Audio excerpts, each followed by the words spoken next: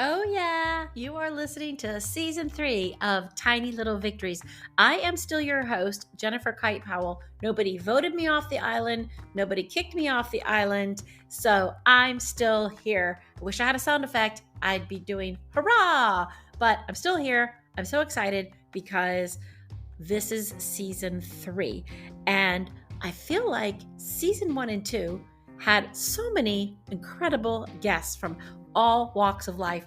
I loved it. I hope you loved it. And on that note of loving it, you did love it because we had some episodes that were jockeying for number 1 position back and forth between the episode with Jamila Knowles, which was The Ingenious Adventures of Jamila Knowles, and Darren Keeler, way down under in New Zealand with his sustainable farming and saving the planet, and then Martin Cho in the Netherlands with circularity. And then we had a dark horse come up in there from the side, which was Shannon Kite-Powell, our tiny little victory warrior in San Antonio, Texas. So come on, you guys. We've got England, we've got the Netherlands, we've got New Zealand, we've got Texas. I mean, all over. And this just goes to show tiny little victories are everywhere. And I'm so grateful that every single one of you took the time to share your story. And I'm so grateful that every single one of you decided to listen to Tiny Little Victories. So this is a new season with new guests and in more far-flung places and also right next door. So sit back and take a listen to this next episode, which is the first episode of season 3.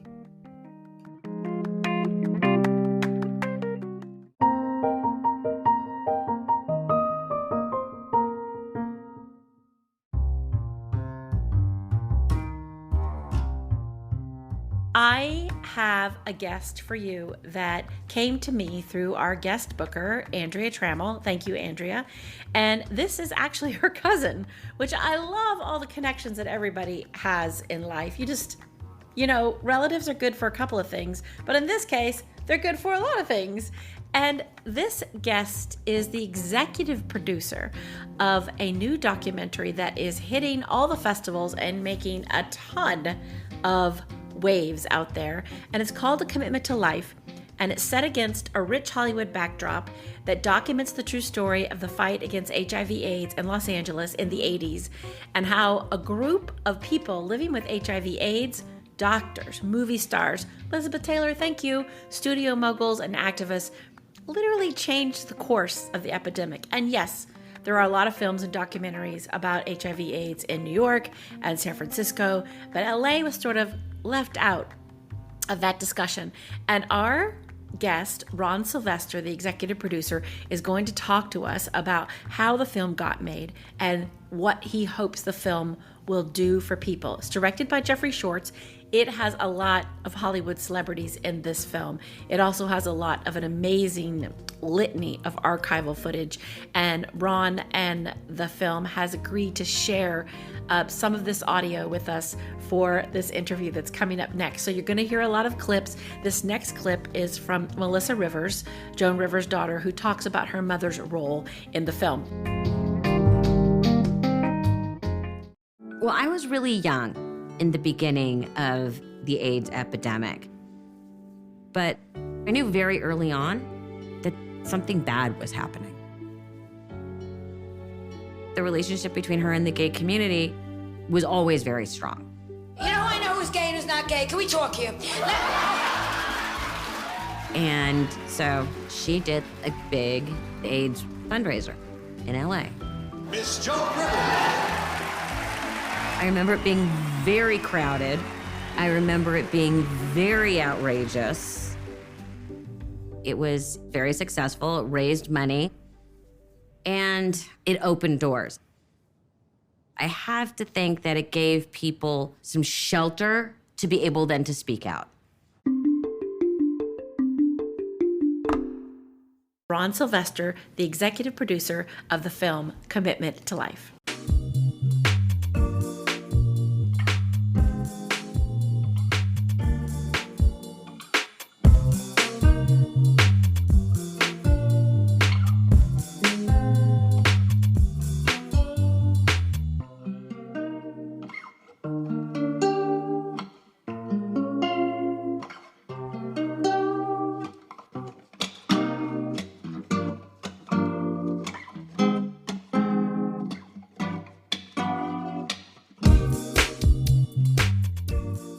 back to Tiny Little Victories. You are listening to Tiny Little Victories, I hope, and I'm your host, Jennifer Kite-Powell. And on today's show, I am so happy to welcome Ron Sylvester to the show, who is the executive producer of the documentary Commitment to Life. So welcome to Tiny Little Victories, Ron.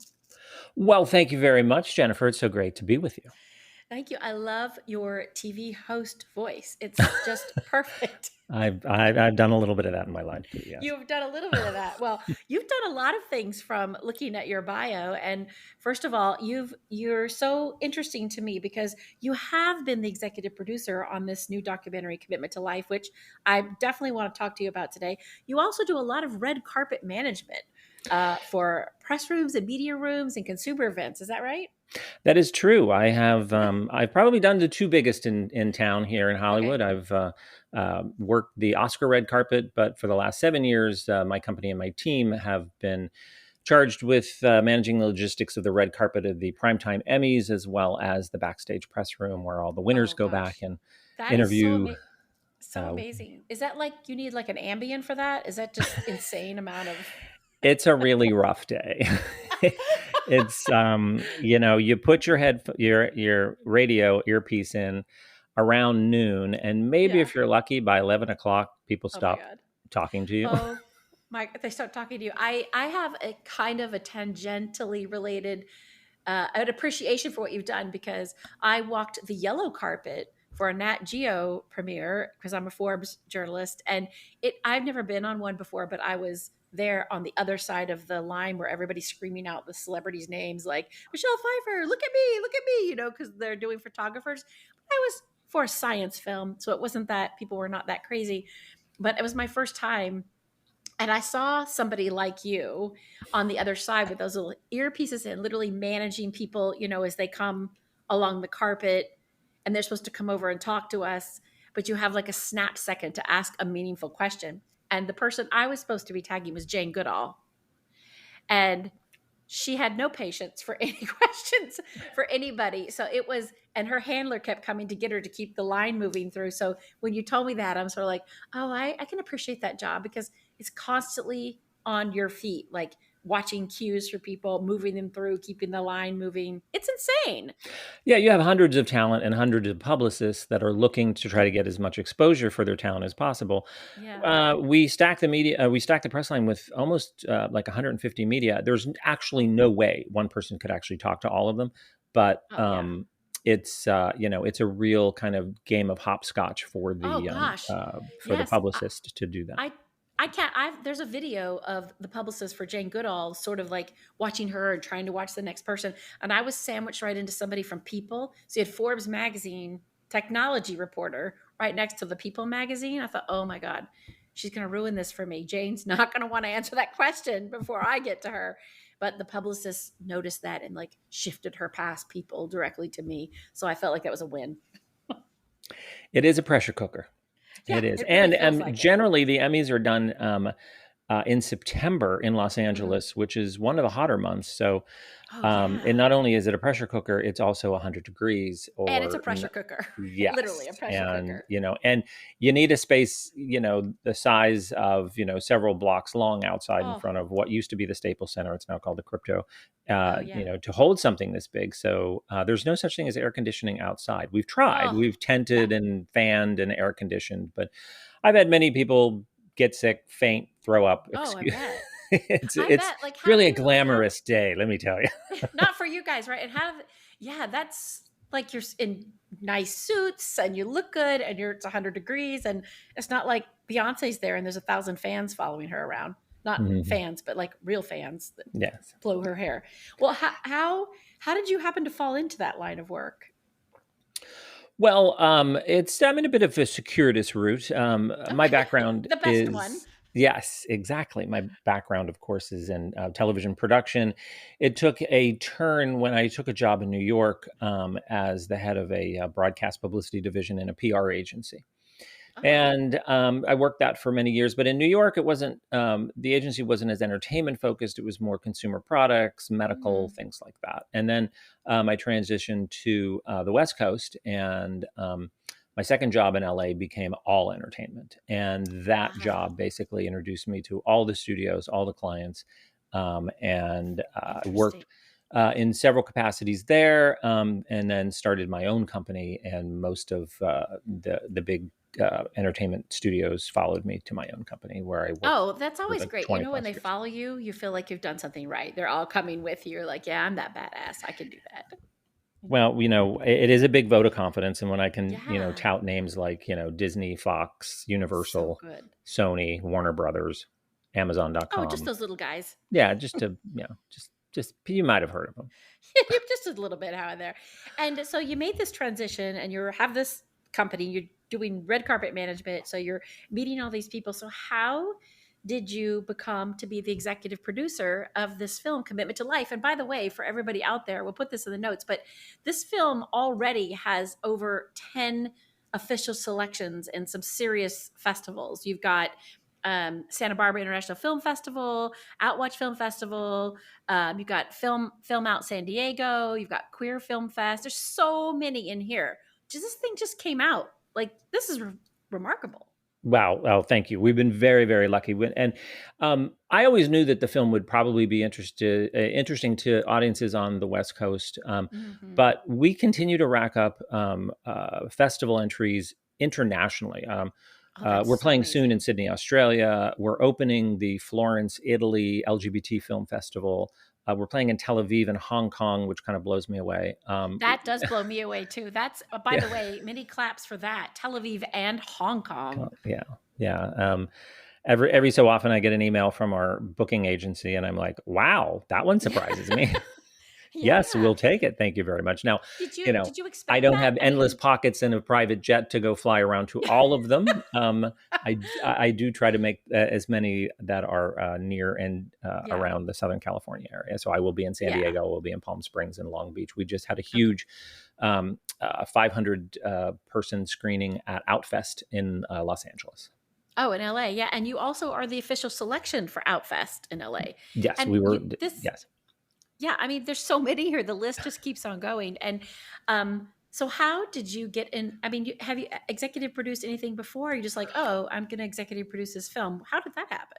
Well, most of my this actually spans. I've two sides of my career.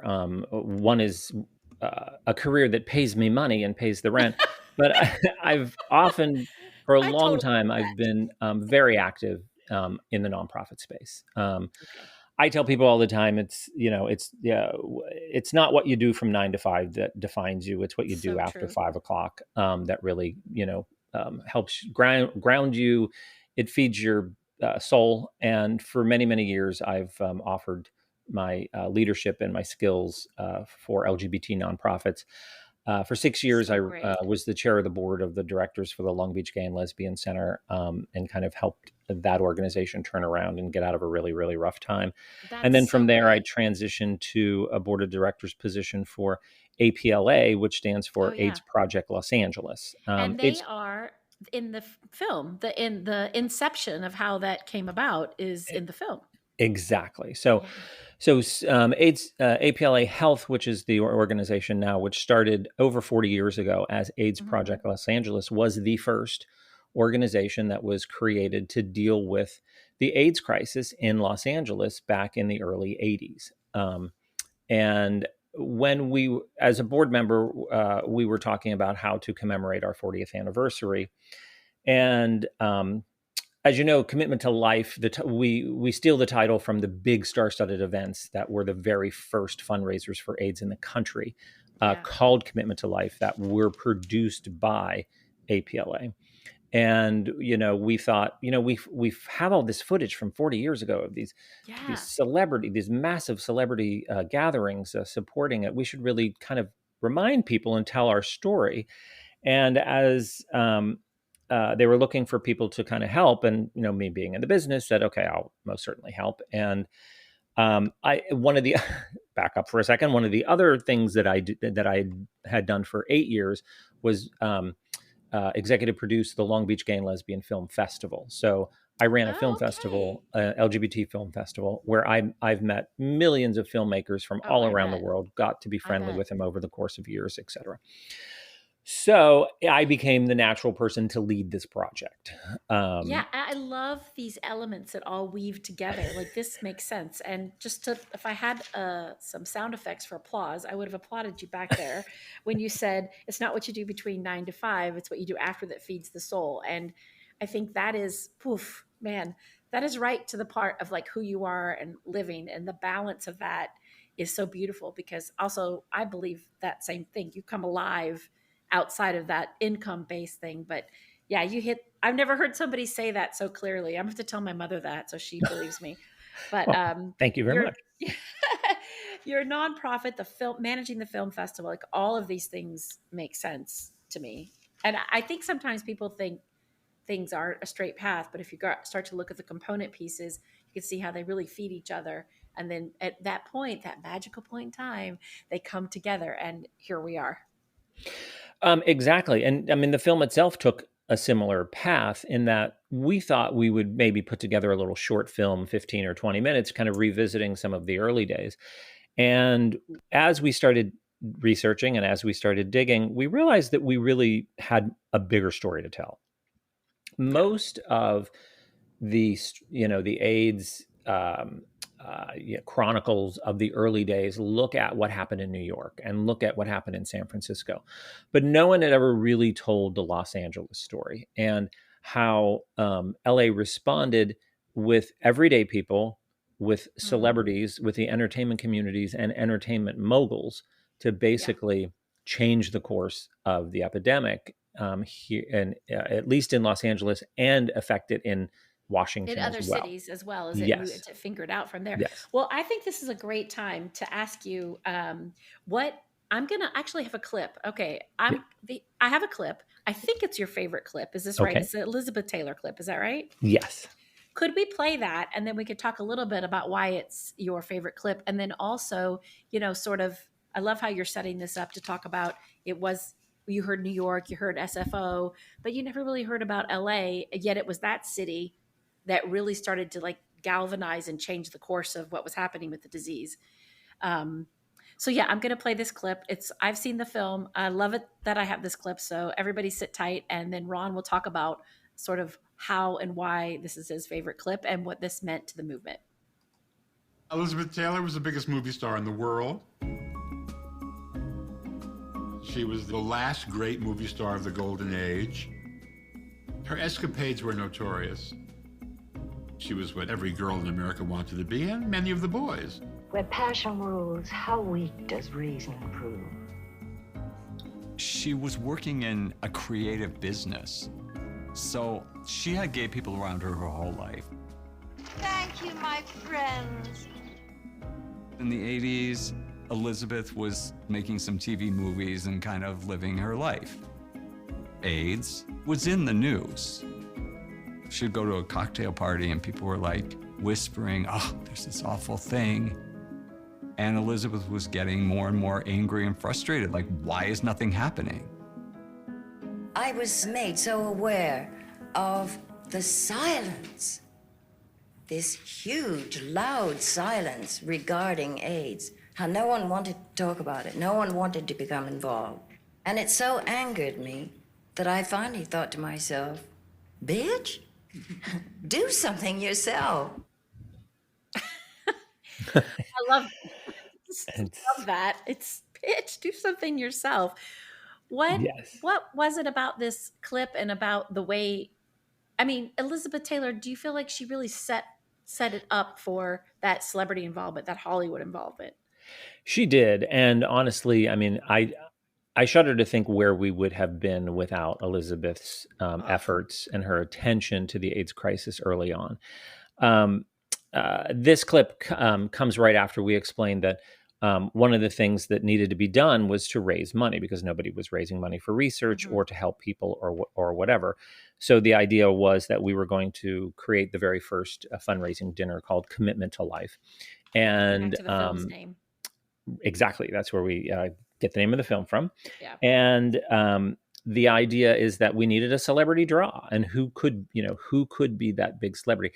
Also, the idea was if we could get celebrities attached to this, people would open their ears and open their eyes. So, and I wasn't around during this time, but I have met the people and talked to the people who were responsible for getting Elizabeth Taylor at the time.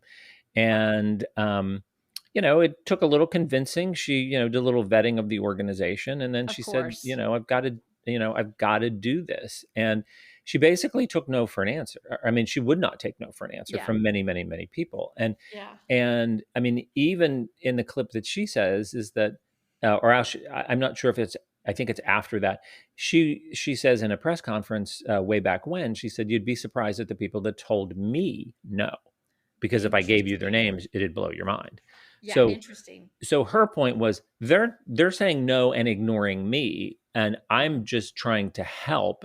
God help these poor gay men that are dying left and right. Yeah, exactly. And one of the parts of the film that is so incredibly moving to me is I think Bill Bader was talking about just the loneliness. And there's this very sad clip of somebody talking about how one of his friends didn't have any money, any insurance. They put him in county, and they didn't know with the disease, it was so early that nurses wouldn't even go into these rooms with these people. And many people were just there alone, like really scared. And there's a really very moving interview with a man in a bed saying, like, I have nobody, like there's nobody here, nobody will come in.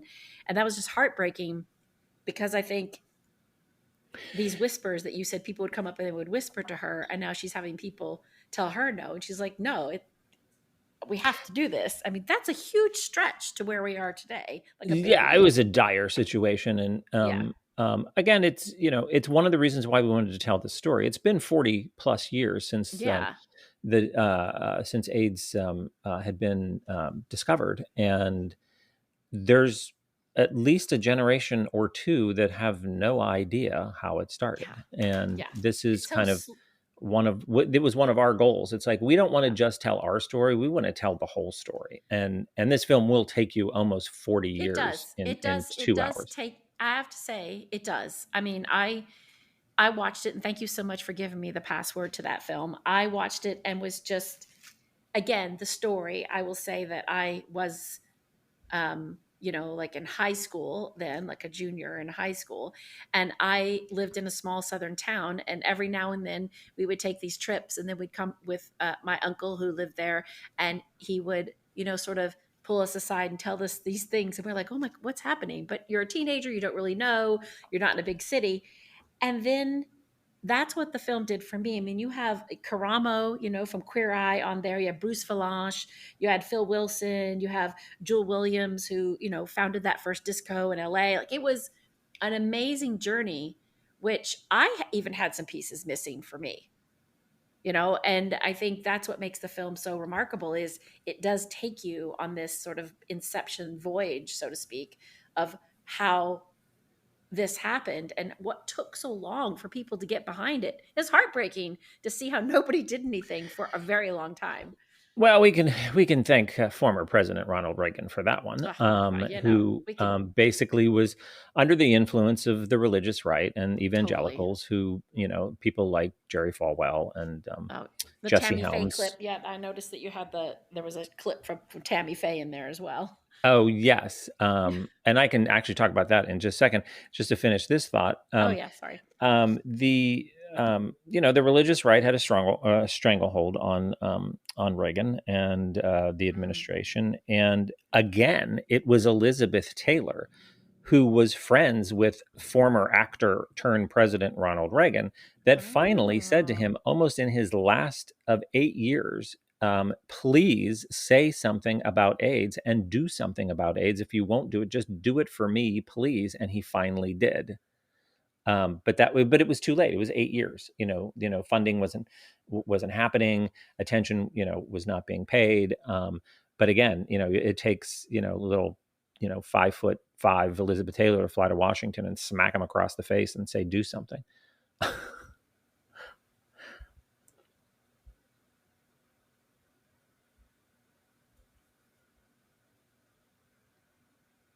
Did I lose you? I'm on mute. I was laughing at your comment about Elizabeth Taylor flying to to Yes, DC to exactly. slap DC to tall slap the president of the Yes. United States. I was laughing and talking at the same time, so it's probably good I was on mute. Um, I Um, see how you got connected to the film through APLA, your board work. And so, how did you find being an executive producer on something like this? This must have been daunting. Well, I traditionally my role is more producer director on a lot of things that we Oh, do. okay. I live direct. I do a lot of entertainment coverage for IMDb, the What? Internet Movie IMDb. Database. Oh, Yes, yeah. yes. I for years I've directed all of their festival coverage at Sundance and Comic-Con and TIFF and things like that. So I do a lot of live video directing as well as multi-camera and single We camera keep pulling directing as back well. the layers, Ron, and I just keep I finding all it's these yeah, I know, IMDb, It's Primetime Emmys, it's the it's a festivals. Just it's a keep strange going. basket of skills I have here. I love that. I think Um, technically they call that a portfolio career today. there So you go. Okay, I like that.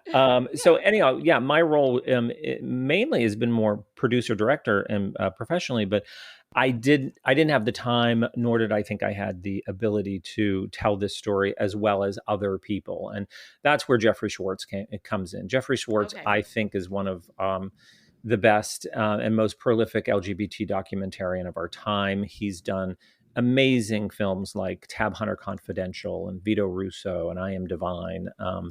Yeah, I saw I Am Divine. Some really really important. Uh, I'm going to say rebels, but industry people, trailblazers, et cetera, et cetera. Yeah. Yeah. And I've known Jeffrey for years because I programmed a bunch of his films. And when we really decided to kind of go for it in terms of telling this story, I brought Jeffrey in and said, I think, you might be interested in this. And his response to me is, this is the exact story I've been wanting to tell for years. Wow. I love that this came out of your the APLA meeting about something. Like this came out Yes. of a meeting. Yeah. That's Actually, like it a was funny filmmaker because they came were to looking you. for volunteers to do a dinner. It's like, well, we'll do a dinner and we'll show this film. And I'm like, oh, okay, well, I'll join the committee. I'll, Yeah. pick napkin colors and help do something. And now I'm an executive producer of a film. Oh my God, you're right. Circuitous path and all. So what was the time from the time you guys brainstormed this idea in this meeting to where you are now? What was the time, like how long did it take to pull all this together? Because a lot of archival footage in there. Yes. It was about 3.5 years. Oh, okay. Yes. It's a long time. And of course, 3.5 years during COVID. Yeah, I was going to say, because it just came out. So if we do the math on that one, wow. Yes. COVID actually gave us the opportunity in the beginning to really just kind of get on Zoom calls and talk for hours about, who should we talk to and blah, blah, blah, blah. But the bigger problem was we probably lost a bunch of interviewees who were not comfortable toward the end of the first COVID spike we started to shoot. And, we did everything that we could to protect everybody. We had very minimal crew. We actually had plexiglass around people, and everybody was masked, everybody was tested prior, et cetera, et cetera, et cetera. I tell people we made a movie about a pandemic during a pandemic. That's so true. That's so true. But I love how you talk about, in a way, in the beginning, it afforded you this great opportunity to have these really strong, long conversations. I've been hearing a lot from people saying during pandemic was terrible, but we were really able to really come out with some really great ideas for things. And so do you think that the pandemic slowed it down a little bit because you couldn't get to the people you wanted to, or did they do it anyway in the end? We lost a few celebrities who were not comfortable really? at the time. Yeah, I don't want to name names and stuff, but there were some who are just like, maybe if we did it outside, I don't know, whatever. We also, there are some people that did not and were not prepared to relive this. I believe that. There were some big names real. who said, I support that you're doing this. I cannot go through this again. It was it's PTSD for me. I can't relive those days again. Well, you have to respect that. That seems absolutely. Reasonable than I'm afraid of COVID, but okay. Yeah. That's so heartbreaking. I think, because I can't remember the woman's name in the clip, but she was talking about the celebration of lights, or the light celebration where they would light candles in the neighborhood. And she was talking about how that they were just candles everywhere, right? Just Yes. Mm-hmm. Yeah. after Yard people have site. passed, Yeah. so many people. And the impact of that, I can imagine, would be something you would just not want to go back to. Yeah, and as you know, we tell multiple stories in the movie as well. You meet Yeah. everyday people who stepped up and started organizations such as Yeah. APLA, the Black AIDS Institute, Vienna Star, which focused on the Hispanic Latino communities. Um, what was the other one? The Minority AIDS Project, which because in the beginning, everybody wrongly thought that AIDS was a white gay man disease. Yep. Yep. But and in Los Angeles, in West I think Hollywood, sure, we Karamo have a talks lot about of that. we have a lot of gay white men, but in other areas of Los Angeles, it's a very racially diverse community, and it was hitting Black people, Asian Yeah. people, Latino people, and then we even talk about how the communities began to fight between themselves or among themselves as to how to For properly take care of each other. That's, yeah, and I think that was an interesting point that Karamo made, that when he came to LA, he said all he saw was a bunch of white gay guys with no shirts on. And that's what in the movie, and he was saying, a friend of mine said, "Sister, you're in the wrong place. You have to go to Catch One Yes, Disco." And right. The Catch One so, Disco, which which, Jewel Tice Williams created, and she yeah, is a legend in the Black she gay is community. totally a legend, and I love that she's in this film talking, because you have a lot of footage of her in the beginning when she started it, and Karama was saying it was a safe space and felt like, okay, this is part of my community. And that's what I really love about the film, is that it really creates, like you said, these different viewpoints of what was happening in LA, in Hollywood, with every person affected by it. Each, yeah, not just white people. Right. And then we also delve into how the entertainment community as a whole was reacting to it. Yeah. From telling the AIDS story, whether it be on daytime or prime time or movies, what it was like for HIV positive people. If you came out as HIV positive and gay, you could probably lose your job and your health insurance, and nobody would cast you. They didn't want you on the set. Now, Yeah. this brings me back to your mention of the Tammy Faye clip and Yeah. Steve Peters. And I mean, I'm sad to say that Steve has recently passed away about a month ago, and it was very, Yes, I very, saw. very hard. I mean, one of the most amazing individuals and AIDS activists that you will ever meet. He finally succumbed to a bunch of different ailments, but early on, Tammy Faye Baker wanted to interview with somebody with AIDS, and he was recognized as, a good spokesperson. He was part of the religious community. He was the Reverend Steve Peters. He was the pastor of the Metropolitan Church in the Valley here in Los Angeles. And they just thought that would be a perfect fit. Now, they preemptively said, well, now, Steve, we don't want you to, fly down here and come to the studio. That would be too hard on you, your health. We're going to do this little satellite hookup. But the real truth was, if he had walked into that studio, the entire crew would have walked out. They were just so afraid for anyone that had AIDS to walk in. In typical, I think, hypocrisy with, those new religious people. In a way, I want to talk to somebody, but it's going to be tainted with all of this. But don't get near me. Don't do this, because they didn't know. Like Right. putting Yeah. somebody in a county hospital with 20 other HIV or AIDS patients, and nurses not going in because they didn't know, is just pure neglect to me of a human's life. And I think that clip in the film, I wish I had downloaded that. Maybe I'll put it in the notes, but it's very interesting, that clip. It was, I mean, it was a big deal. And I do think we had other clips, I believe, of like, the first time a person with AIDS was on like Phil Donahue or something like that. We did the first cut of this film was almost 3 hours. so Oh my it was goodness. just like, we had a lot to deal with, or a lot of footage to work in there, and we knew we had to get it under 2 hours to make it successful. So a lot had to go, but that clip was That way is a too. long film. Oh no, it is. And I think actually the first assembly was more like 4, and I'm sitting here watching it, going, "Oh my God, how are we going to pare this down?" But luckily, I have a very, very, very talented director, and he takes notes well, and he comes up with great ideas. Is that part of the job of the executive producer?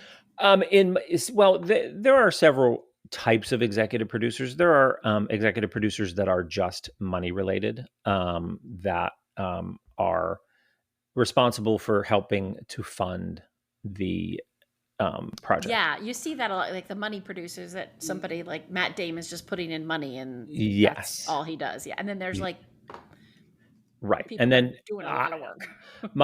my role as executive producer, I was I brought the team together. The director chose to use my cinematographer, which was great. I was really happy about that, and some of my crew staff, which was very happy with. And I oversaw the whole project. I was the liaison between the production company, obviously, and the and APLA, which was the nonprofit that was supporting this and funding it. Wow. And then, most of my job has been just keeping the thing rolling and meeting deadlines, looking at things. I have.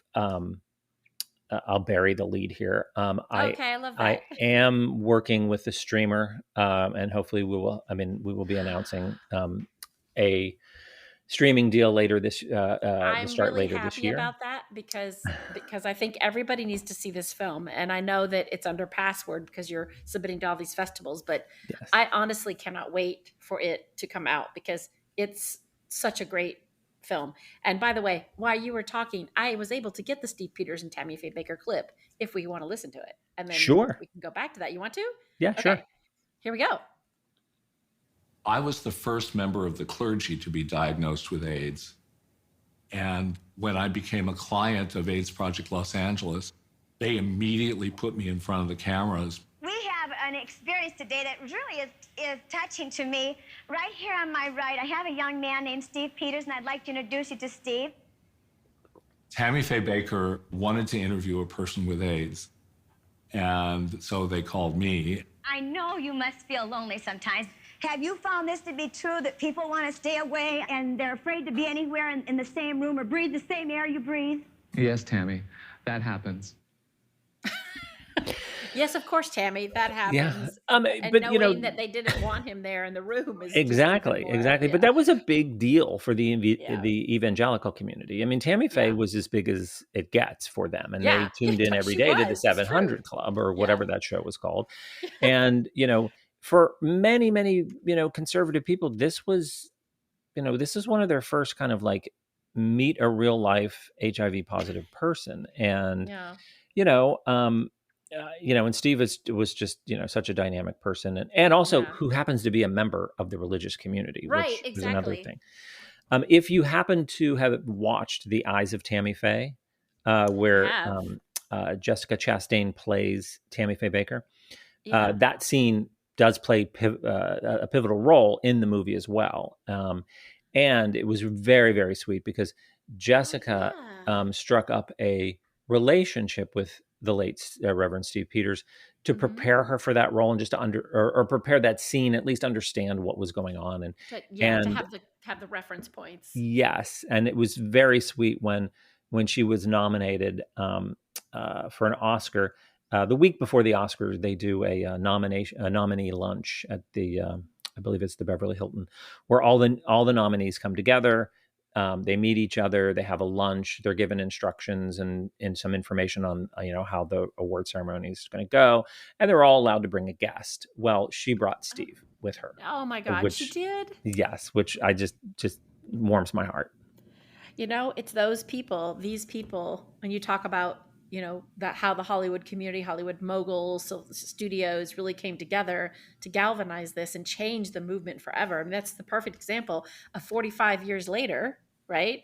That still exists. And I have one more clip I wanted to play, which is something we talked about earlier, which is sort of this first wave with Elizabeth Taylor starting, really, I think your quote was, I shudder to think what would happen if we didn't have Elizabeth Taylor. Yes. But there's a clip here from Madonna, and I wanted Yes. to play that, and then we could talk a little bit about where you see her fitting in this. Okay, here we go.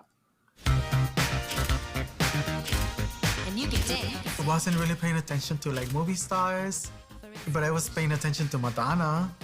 Number one is because I really believe in AIDS Project LA.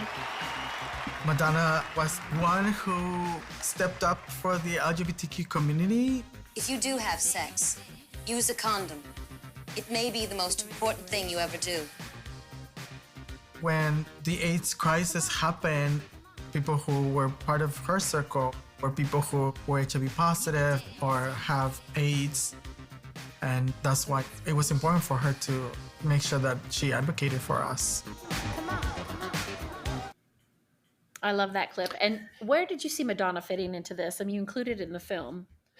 Well, there was a time in where a torch had to be passed in a certain way. The start of the fight of the epidemic, we did rely on big movie stars, and then we realized that there's a diverse community out there that we need our messaging to reach, and it's younger people, it's people of color, it's more kind of the fresh hip club kids, in terms of in terms of hopefully changing behavior, and for prevention purposes. So I mean, you really couldn't have Elizabeth Taylor do those type of messages. So Madonna was the perfect vehicle. She supported we did many events to raise money for AIDS at the time, and the clip that you played, she was speaking at one of the dance-a-thon clips. We did a dance-a-thon to raise money, and also again to engage and inform that younger generation. So smart. And that I think it was that year or the year after, Madonna was honored at Commitment to Life. And you can we play scenes of many of the Commitment to Lives, and you see celebrities from Elizabeth Taylor to Bette Midler to Elton John to Marky Mark to, well, actually Marky Mark was on the fashion side. We did fashion fundraisers as well.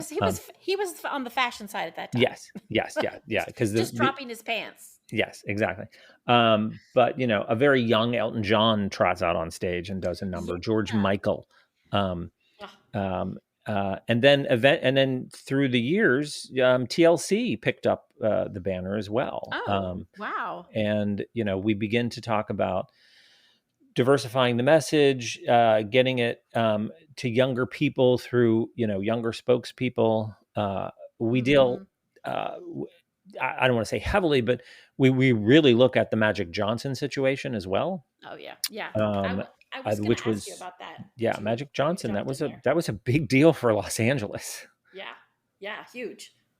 Yes, and Eazy-E. Eazy-E was a rapper. He was a rapper who died of AIDS. Who apparently was unaware of his AIDS status or his HIV status, and was not able to get the any type of cure or attention. And so sad. And that's one of the things also you have to remember is from the early 80s when AIDS started to roughly 1996 to 1997, there were no drugs. There was nothing. There was only hope. This is 10. That's over 10 years where nobody did anything. Like, it's remarkable to me that if you go, that's what that film made me think about, was over 10 years, no drugs. People just basically would die. Right. There were no treatments. There were no treatments. I mean, AZT came in I believe like the early 90s, but it was not nearly as effective. It may have slowed down some of the advancement within certain patients, but it was no I also cure. thought AZT was something that still wasn't even like, oh, we have something that might help, and it was pushed out and spread. It was sort of it didn't make the rounds as something that everybody in every community equally would have access to. Right. Exactly. Until the protease inhibitors and the Exactly. antiretroviral combination in 96. And then but it took until 97, 98 for that really to kind of become popular and trickle down into many, many different communities and then make an impact. And it did. Yeah, and now you're looking at almost 30 years on from that because, it's 2023 and 3 years will be in 2026. So that's a good 30 years beyond the 90s, that 96 when that first came out. And I guess my question to you is, how do you see the film playing out once it opens up to streaming, and what do you hope that it will do for every generation? And I love that you brought this up, like moving from Elizabeth Taylor to George Michael to to Elton John to TLC to Magic. I mean, I think it's interesting to see how this is like APLA has constantly evolved with this, like keeping this reminder, this sort of, this to me is like a reminder of like what we can't forget. Well, exactly. And it is two different, they're kind of two goals of mine. I do want people to remember what we went through. We end with a really great song from the musical Hairspray. I know where I've gone. I know where I'm going because I know where I've been. Yeah. Which is kind of what we're saying. And it's like, you got to remember where you've been to know where you're going. And, the older generation looks at this and just cries and remembers and thank God that they've got through it. Yeah. The bigger push for me is the younger generation. I mean, the nurse at the end of the film who say, in this era of PrEP, and for those who don't know what PrEP is a pill. It is pre-exposure prophylactic. If you are a sexually active gay man, you can take a daily pill which reduces your chance of contracting the HIV virus by like 99.9%. And most sexually active young gay men are on PrEP. So if you take it every day and you're compliant, you're pretty well covered. And she says, in this day of PrEP, these kids take a pill to prevent a disease that they have no idea what it caused. So, yeah. And that's kind of the bigger thing. I would love 20-year-olds and 30-year-olds to look at this and go, wow, and there's also a belief that AIDS taught the gay community how to fight and how to come out, how to be visible, how to fight, how to be respected. And without that, fight. Yeah. Without that ability to fight, we may not have gotten gay marriage or marriage equality. Exactly. I mean, I feel everything you say is so spot on, Ron, but I think your point about making sure that this generation knows that you just don't, it's a pill, it's great, but look at the cost of lives, the bodies, like the torment, the pain, the anguish that had to pile up before we got to PrEP. And that part is what I would hope for the film too, because I feel sometimes there's a disconnect with the past. So like you said, where you've got to see where you've been before you know where you're going. That's what this film does. I think it takes you all the way back to that very beginning, and it's relatable. Like I was a teenager in the 80s, and it's still related, even though I was detached in many ways by where I grew up, but not where my family let me travel to. Right. Like, so the connection is there. And I think everyone connects to celebrities and athletes and, singers and pop stars. And I think that this film shows like even regular people maybe that just started these organizations are heroes to the people that are just popping PrEP pills today. And they should be, or they should at least be aware of the people that fought for their. I mean, they know. I stand on the shoulders of older people that fought our fight many years ago, and they need to understand that they stand on the shoulders of the generation before them. And to that end, I'm also really, really excited about, almost as excited as talking to the streamer and getting the streaming deal done. Oh yeah. I am talking to what is known as an educational distributor, and we are soon to be signing with them, and they will be offering and getting this film available to high schools, college campuses. Oh my God, that's amazing. Yeah. That's amazing. Yeah. College, like queer studies and LGBT history courses, public libraries. It's the whole educational side of this, which I always saw as a component in terms of distribution. And, it's definitely documenting. I mean, I'm going to use the word documentary, but not in the way that I think so many people see it today. It's literally documenting methodically, that journey that we've taken, or that people had to take to get here. Yeah, what's really interesting is, I sit in theaters and watch, full theaters and watch the film, and when when the credits roll, it's not. I mean, like I've had to get used to it. It's not necessarily one of these films where people like stand up and be like, "Well, it was awesome." And they're just like, I mean, like no one's ever told me that they've enjoyed the film. You know what I mean? But it's just like, oh my God, it was so important. It was so amazing. But it's painful. In a lot of different ways. So it is painful. I was just going to ask you, like, what were some of the things people, when you sat in these screeners, some of the things people said? I actually cried when I watched it for most of the time. Yeah. I mean, there's, I've talked to friends who have been in theaters and said, I need to see it again because the person behind me was kind of crying the entire time and kind of distracting me. Oh gosh. Okay. Yeah.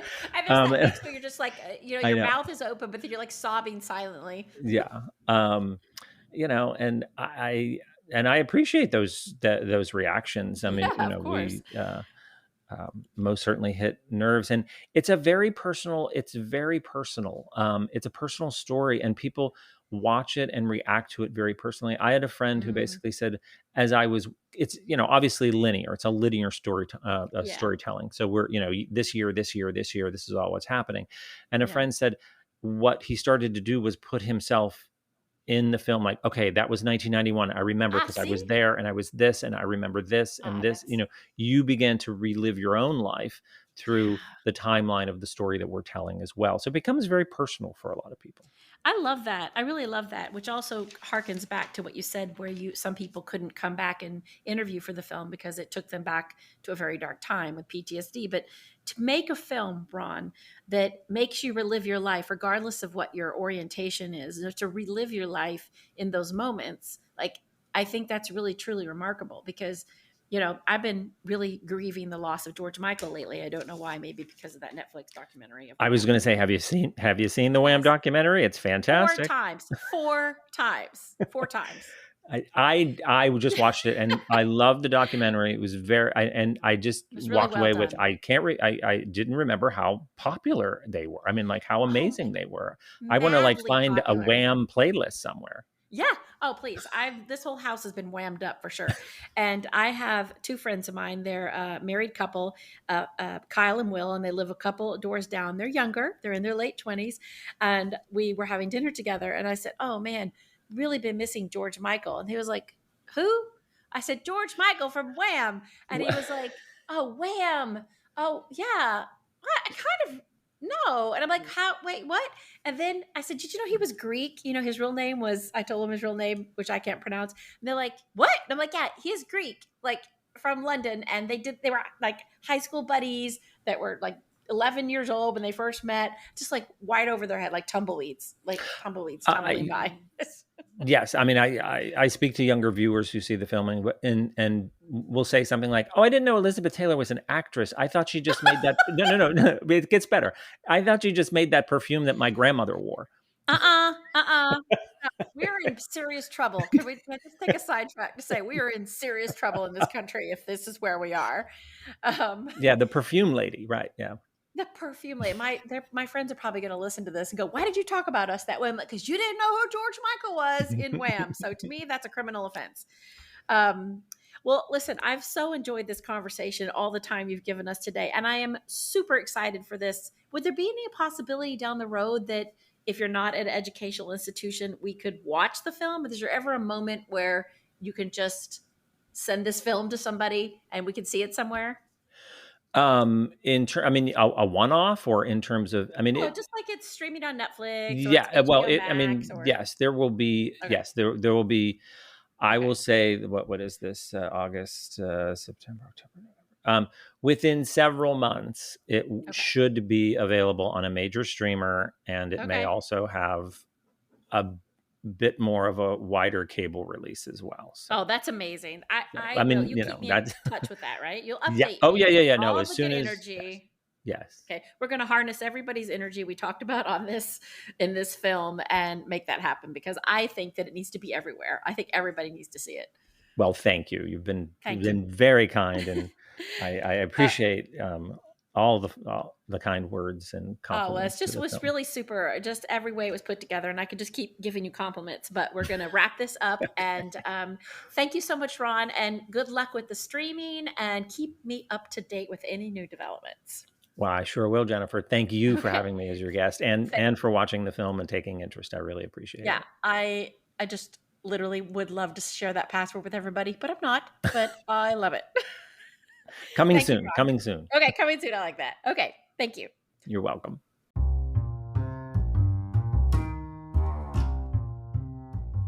Well, I hope you enjoyed the very first episode of season 3 of Tiny Little Victories with Ron Sylvester. If you are excited about seeing this film, I have some good news for you. I can't tell you where it's going to happen yet, but by the end of the year, you will be able to watch Commitment to Life on a very popular streaming platform.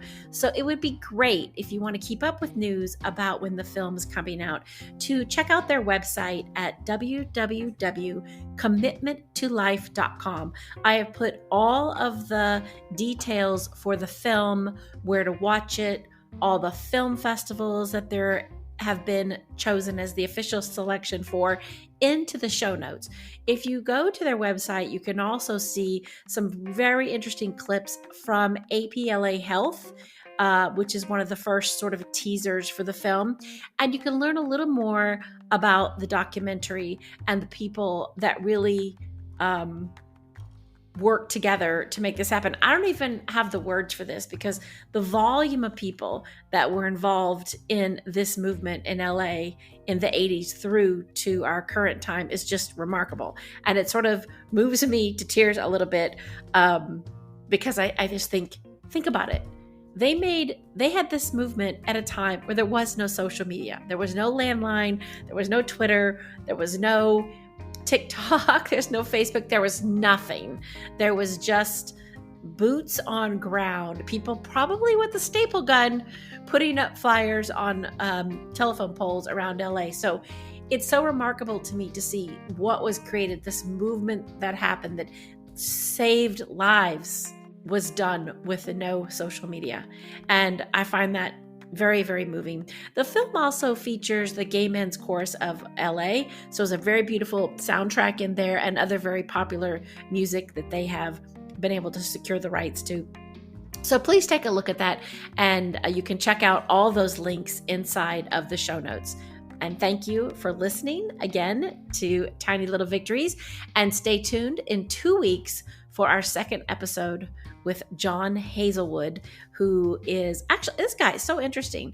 He has this very unique heritage from Greece, from Bulgaria. He worked in Bulgaria, and he lives in Austin, Texas, and he's going to talk to us about a project that he's working on that has a lot to do with sustainability and the water and glamping. You're excited, aren't you?